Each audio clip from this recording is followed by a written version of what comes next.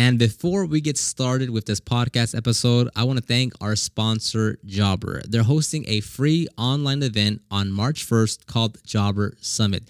They're going to have over 25 expert speakers talking about growing a business, one of which is being Alex Rodriguez. And of course, you want to listen to him. I actually went to their event last year as well online, and it was fantastic. They're going to have 2 sessions, one in the morning, one in the evening, and it's 100% free. So if you want to attend, click the link in the show notes, or if you're watching this on YouTube, check the description box to register for free. It's on March 1st. So now let's get started with this episode. And welcome back to another podcast episode where we talk about growing and starting and everything detailing business related. Today, I have another guest on the show, Mr. Caesar. Hello. From Symphony Advertising, another recurring guest now. So today's going to be a rich-filled content podcast episode with things regarding answering the phone, picking up the phone, talking to customers, talking to clients, and the do's and don'ts you shouldn't do, some mistakes that we see across the board, whether it's with detailers, whether it's with clients across many different industries, and just give you more insight into like how you should be picking up the phone call, because that's a pretty big deal. If you've listened to other podcast episodes that we've had, we always talk about how it's never just one thing that grows your business, and you can have the best lead generation, you can have the best marketing, you can spend $1,000 a month on ads, but if you pick up that phone call and drop the ball on the first word, all that goes out the window. So to kick off the episode here, we'll start with Caesar. So Caesar has a marketing advertising agency. Now, kind of break down what you do with how are you? So you listen to a lot of calls. Sometimes you listen to a lot of calls from customers, right? So just kind of break down what you do for your clients, and then how do you get to the phone call part? Cool. So we run advertising campaigns, just SEO and ads, Google ads. And part of that process, once they come on board, and if they want the tracking, we're able to do call tracking. So what happens is if somebody clicks an ad or somebody clicks organically, it's called dynamic swapping. The website will change the actual phone number to a forwarding phone number. Like it'll inject it once it comes from that click. And so that tracking number will record the call, the length, when it came in, what time it was picked up. It will give us all the details about the call, which is amazing because we can listen to it and see what happened. And to your point, that is where we see a lot of, hey, I'm not getting any leads. Okay, let me see these 10 calls that happened last month. Hey, 5 of them weren't picked up. Hey, 3 of them, they went to voicemail. And then 2 of them, hey, they could have been better. And some are fine. But that is where we hear like bad customer service. And it's cool too, because not only is it smaller companies where it's like a single operator, where I've heard like, you should probably not just say hello, right? Like there's that. Yeah. But I've also heard it in bigger companies, like multi-location, across different states. And you could just tell the people picking up the phone don't care. Mm-hmm. They're like, hello.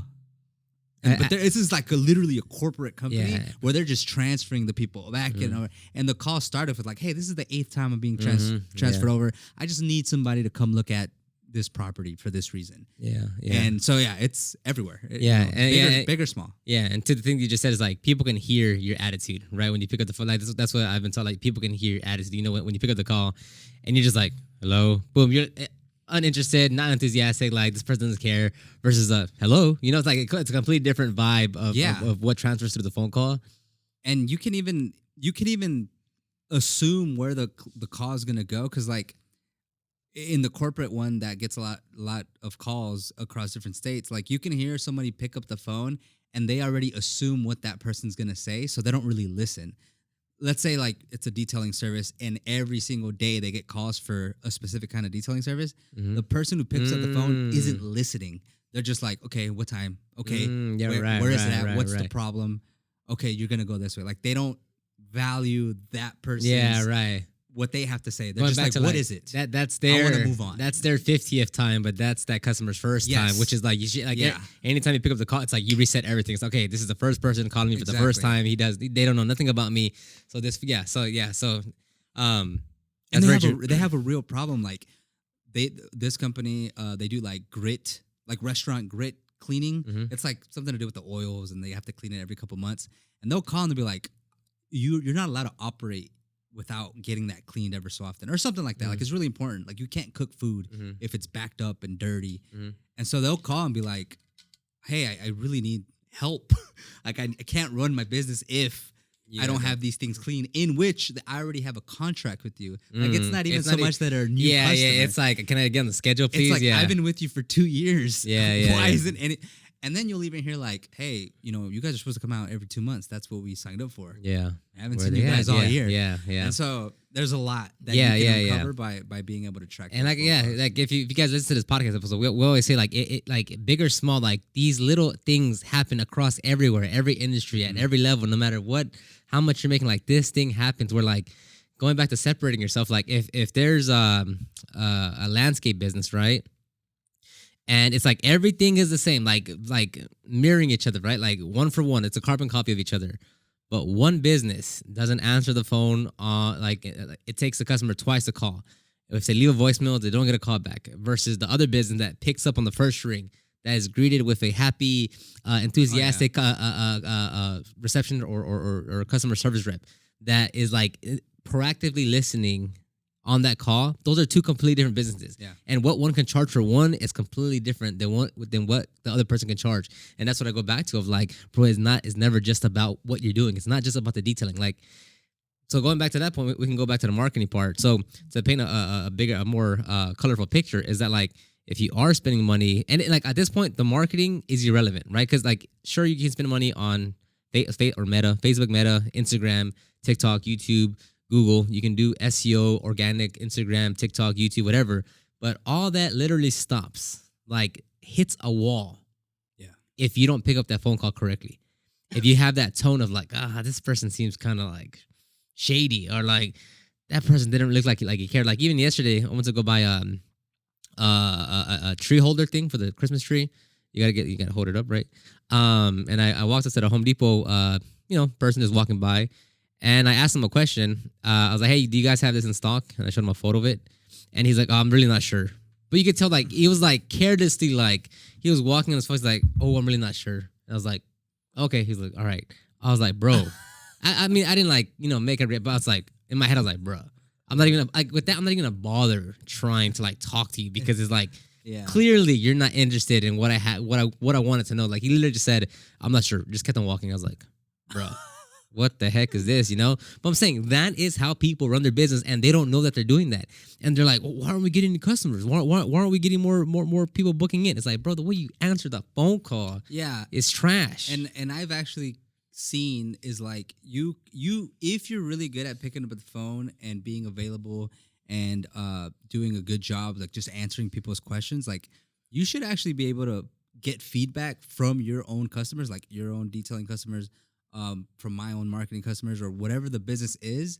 Like, if you do a good job, because it's not common. It's not as common as you would want it to be. Like, good service, always picking up the phone. Yeah. If you just do that, you should see, like, with your own customers, like, you know what I like about you guys? You guys always pick up the phone when we call. And if you don't pick up, you send us a text and you say you call us back. And just that level of service, because, maybe there's other companies that A, they're just not nice, or B, they're so busy that, well, they don't have time for everybody. I mean, that separates you. And if you want to stand out, that's one way of doing it. Especially if you don't have a line out your door with people trying to buy your product or service, you should probably do that. Yeah, there's no reason not to. Yeah, and that ties into what I was talking about, of like the customer experience part of like, like the thing I always tell Lex and anyone that works with us is like, the customer should never question what the next step is in the process, right? They should never be like, so what's happening next, right? So, and it's like, and this is the thing where like, if you're running a business, which is everyone is here for the most part, it's like, you already know the next step, right? Like, there is no question of what's next, right? If someone calls us, they want information about services, right? If we know that they want a wash and wax and full interior cleaning, okay, we've already gone through this conversation 1,000 times. We should already know the questions to ask for. Right? If it's mobile, we already know what criteria we need as far as like your name, address, phone number, whatever, to get to your location. If you're coming to us to the shop, we know what we need. We need to send you our shop location. We need to make sure that we can whatever, right? And it's like, you've gone through that process 1,000 times already. So why like, and again, that could be, well, just like you just don't know what to do, right? But that kind of goes to like that people are completely missing this portion of the business. But it's like there should never be a time where the customer's like, "What's next?" Right? So for us detailers, it's always gonna be like, okay, they want to know the price, they want to know your availability, they want to know how long it takes, they want to know the price, they want to know when to pay, they want to know. It's like these things should always be addressed, so the customer knows what time we're gonna get there, how long it's gonna take, when they pay, they're gonna know how much they pay, they're gonna know what to expect, like they know the whole thing. So kind of give a few examples, if you can, of like some obvious blatant like don't do that. When you like some of the ones that when you listen to the phone calls from your clients and you're like, Yeah, it's so almost like oh one, no. one of the obvious ones is a newer business that they haven't ran ads before. They don't really know what to expect. And when you run ads, you can run them 24/7. So you can run them Monday through Sunday, 24 hours a day. We don't recommend that. We actually recommend doing like 7 a.m. to 11 p.m. because anyone calling, out of those hours are probably weirdos. But if you're new, you want the best probability of getting a call. So you should be you'll pick up the phone a little later because the other companies aren't doing it. Like we're just trying to find ways to weasel our way in, right? And usually what happens is these new companies advertising, they're not used to getting calls. And so they're not prepared ever. And even when they don't pick up the phone, it rings and they're like, what? Yeah. And so you're gonna hopefully it happens once or twice and then you fix it. I mean, as a marketing company, that's what we help with. Like, hey, I mean, that's not even really our job, but yeah, it's not 100% not your job. Yeah. But I guess it's helpful no matter what. They don't have they answer the phone like, hello, hey. And they don't mention what company they are. They don't say, how can we help you? Their voicemail, this is the funniest ones. Like the voicemail will literally say like, hey, thanks for calling me. I'll call you back. And like, it doesn't give you any context of who it is, what you do. And from a validation level, like, it's like, who did I just call? Yeah. I didn't call a company. I called some guy. Yeah. And you don't want that. So it's mainly just people not being prepared for those phone calls, and how to pick up the phone. B, what is the process? Like you mentioned, when you know the process, it's easy because generally everything's gonna be around the same process. And then 3 is like, what do you do when you don't pick up? Like, do you have a process to call them back? What is your voicemail? And I would say those are the biggest things with a newer company. Yeah, because the way that's advertising. They may have been around, but yeah, the way I look at it is like you're always either moving towards they're gonna book with you or they're moving away from I'm not gonna call this person again, right? It's like which way do you want the puck to move, the puck to move, right? So with that one of like answering the call and doing all that stuff, it's like even on the voicemail with us, our voicemail says, "Hey, thank you for calling for such and such. Sorry we couldn't pick up the call. We're probably out there working." I think there's like a funny little like joke somewhere, and then it says, "Please leave your name, number. Please, I forget the exact voicemail because I don't listen to it that often. Please leave your name, vehicle info, and what you're looking to get. Or you can give us a text as this is our mobile number. Like that. Those 3 things. And sure enough, customers people will send us a text message after they leave a voicemail because they know that's another form of correspondence with us. So it's like, yeah, like even the voicemail part, it's like, is your voicemail updated to say, to have a call to action? And they're saying, hey, sorry, missed your call. I'm probably working right now, but if you want to give me a text, we can start talking right there. Yeah, you don't want to leave anyone hanging. Like you don't want the potential customer thinking like, what do I do now? Like I called them, I don't know what to expect next. You want to be like, oh, okay, I sent them a text, I can expect one back. Oh, I left a voicemail because they told me what info they needed. I could expect something back. And then even just saying like, we'll get back to you in the next 24 hours. Yeah. We'll get back to you in the next 48 hours. If it's a longer lead time, then fine, say it. We'll get back to you next month or whatever it is. And also to the point that I said of like, they should always know the next step. That also means like if something goes not according to plan, right? Let's say you're jammed up in traffic. You said you're going to be there at 9. Map says it's going to be 9:17 now.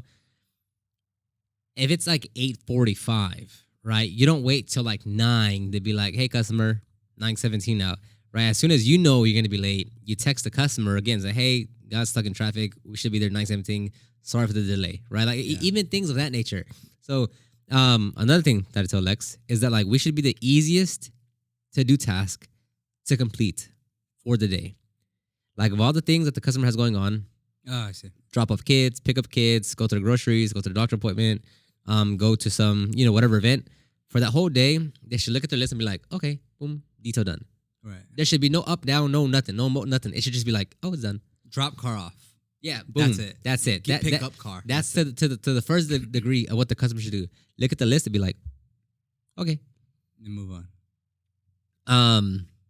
So yeah, that's like so going back to the marketing thing is because like it's never just one thing, right? It is never just like, oh, well, I want to go from $400 to $700 in ads. It's like, which is great, but if you are missing the underlying thing of talk, so now and depending on like for detailers, I don't really call it sales because like you're not there like heavily overcoming objections. That's why I love right? services. Of like, like you're almost more of an order taker, right? Sure, there's like a little bit of like communication, but it's like it's more so like just a conversation. It's not like cold calling a corporate entity to saying, hey, do you want to sign up for this software? A fresh, innovative idea. That like you're not doing that. You're just an order taker. So that's why I never really call it sales. I always say like communication. But that being said, though, like it comes down to your communication. Like, can you effectively, properly, etiquetely, communicate your value and what you do? Like Lex never sells. We don't sell. We don't sit there and say, sir, let me ask you a question. If not today or tomorrow, or whether you spend $500 today or $500 30 days, you're still spending $500. Go ahead and sign right here. Like that's none of that. There's no pressure. There's no. They'll probably have a question. We answer a little this, that, but it's no actual real sales, so to speak. But it's still very important to learn how to communicate. So with you, like, because with your agency, you don't really offer like, and not that you are a salesperson either, but it's like you're there listening to the calls. Like, what's like some typical when you do give advice? Like, what's like some like, because that's not your like, right? Not, like that's not something that you're in charge of 100%. But when you're there, like, what's some easy tips that you give them of like? I mean, honestly, it's awesome. It's just the show up part. Like, hey, and it's usually just to defend why they're paying us. That's usually why we listen to them because, okay, hey, we're paying you whatever $500 a month. We want to know why it's not working. Okay, well, let me validate that it's not working. I look at the ads. Okay, conversion rate good. Look at the calls. Okay, you had 20 calls. Listen to the calls. Okay, this is the issue. So then it's a weird spot because it's like, well, it's not my fault. It's not our problem that you guys can't take the lead and carry it with you. But it's still, you want to take responsibility for it. I forgot the question. Like, what just like some easy tips that you give them? Oh, okay, yeah. It's just showing up. It's just being prepared. Being prepared, knowing your pricing, knowing your process. Okay, but how about this? How about like when you listen to them and like every person that answers the call, you're just like, this is like when it's like it's just like the whole like. Do you still give them like? Do you try to give them advice or like? I can break that down a little bit more. So like, I actually like smaller business, not smaller, but like smaller teams because usually that kind of team will care. Like they'll pick up and they'll be delighted and excited. Like new lead from ads. We're paying money for this. We need to close it. Yeah. And then when you go to like the corporate level stuff, it's like it's some person that doesn't really want to do it. Like there's nothing I could tell that person. Yeah. That's almost like a, you got to give them a pep talk to care. Yeah. And like, we're definitely not doing that part. But the people who are kind of just nervous or afraid or like, they don't really know how to handle it. That's where you can say, I mean, it's really forward. Like you're saying, it's like, pick up the call, find out what their problem is, offer the solution, and try to book them in, whether it's a consultation, whether it's a service, whether it's a whatever you call it, where you inspect the vehicle. Yeah, we call it TSA. Yeah, TSA. It's it's just being confident and I don't think people have that problem. It's just at first, from my experience, from what I hear, at first is people just kind of freak out, like, oh my God, someone's actually calling me. Yeah. That's usually, and I think it's just because people aren't usually like, if you're in a business that you haven't run ads, most of the time it's like, Oscar Gill referred me to you, and those are really easy. You don't have to. You can just be like, it's considered a sell almost. Yeah, for sure. So I would say that's it. It's never really anything big. The big ones are like organizationally, you need to tell your phone desk people to pick it up a notch. They're all performing bad. Yeah. One more thing I'll say though too, and whether it's small or big, what a lot of companies do these days is they'll outsource their phone stuff to what are they called? It's not a call center, but it's like a front desk reception. Mm-hmm. Like it's after hours, or it's if somebody doesn't want to deal with the phone, they'll pay whatever $150, and all that company does is they'll pick up the phone and they'll say, "Hey, who is this?" Or hey, they'll do a decent job. Oh, hi, who are you calling with? What is your company? And are you current or existing company customer? And what kind of service would you like? Okay, a salesperson will call you back. Yeah. Or a customer rep will call you back or whatever like that. And honestly, dude, I don't care if I had like 100,000 customers. Like personally, I would not outsource that process just to save a couple minutes. Like I would rather have somebody that I can say like, look, this is how it works. Yeah. Because the other one is round robin. If you outsource that stuff, it's round robin. It's gonna go to that guy, then that guy, then that guy, and then they have to pretend, which is really lying in a way. Mm-hmm. Like, I work for Anytime Digital, and they'll say, "Is anyone in the office?" I'll have them call you back, and they just put up like this, and then they'll ask like, "Oh, hey, I'll just have a quick question. You know, how does this service work?" Oh, I'm just a front desk person. I feel like it makes you sound like incompetent. You're the people you hire don't know anything about your business or services, and I personally wouldn't do that. Hands down. It's cheap, but it again, it's a first impression. It makes you look bad, and then you call and they're like, "Hey, I talked to your front desk person. They didn't know anything." And then what are you gonna do? You're gonna go listen to the call and be like, you can't fix that problem. Yeah, and that goes to another thing where like depending on what services or business that you are like a lot of people mix up like a receptionist. At least for us, like for the service industry, to my knowledge, it's called a customer service rep.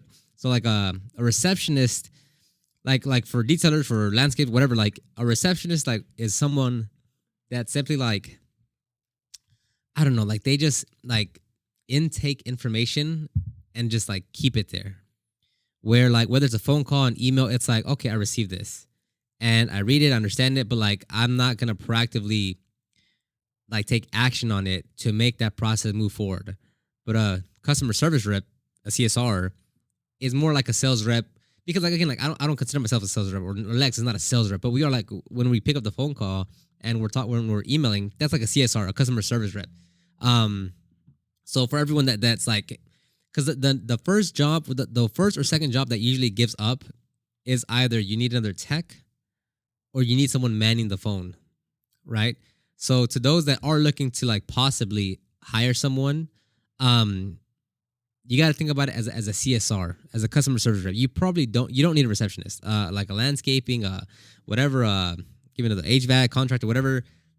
They typically don't need a receptionist. They need a CSR, because a CSR, well, for like contract, that's more like sales. Like you are going out there bidding and such. So that's a bit different take.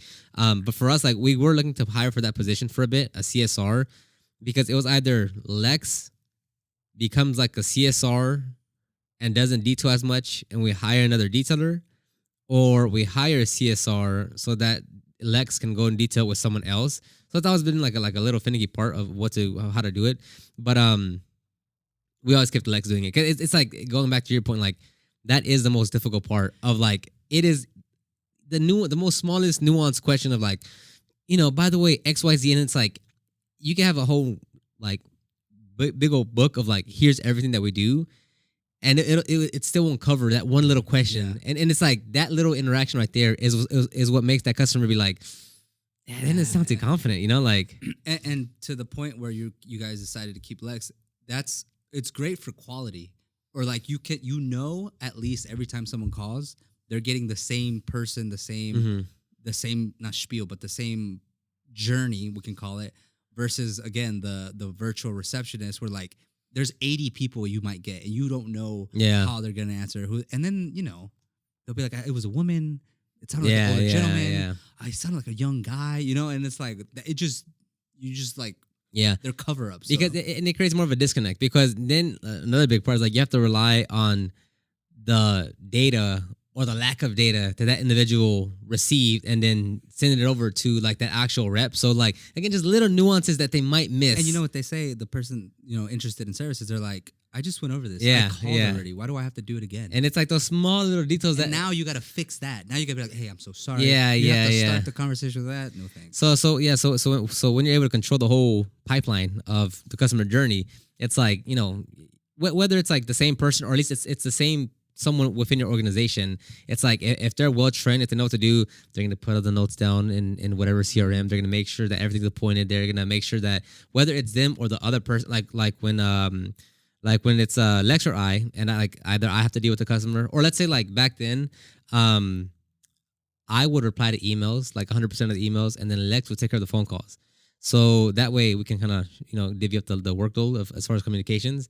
So when I would book in a customer via email that Lex has no idea what to do, I would make sure in the notes, anything that I would use as like they mentioned anything specific or requested something specific, I would put that in the notes in Jobber and get 20% off your first 6 months using the link down below. That way when Lex gets there at the mobile job site, even though he's never talked to that individual, right, via email or anything, he knows, okay, like boom, like in the notes, it's like this person said this. They said that they had some scratch that they wanted to look at in the rear quarter panel, driver side. They, whatever it's like that way. There is no there's no gap between what I said and what we communicated to what Lex is now doing in person. So yeah, again, it's just like there's so many facets to like make like. And all this just to book one person in, like it's all like all this to be like, okay, one customer, boom, excellent, so having the processes down is important, the systems down is important, the training down is like all this is like crucial. That's why it's good to have it all, like to figure out the process, because it shouldn't be that drastic. At some point after 100 reps, like you should understand, like, oh, okay, it usually goes like this. That way you're not surprised. You understand. Okay, yeah. Usually at this point the client would want this or would want to know that, and so on and so forth. Yeah. Okay. Sounds good. Did you want to add anything else? Nope. That's it. Okay. Sounds good. Caesar, thank you for coming on. If you guys want to get a try Jobber, get a free 14-day trial plus 20% off your first 6 months, you can click the link down below. We'll talk to you on the next one. Bye-bye.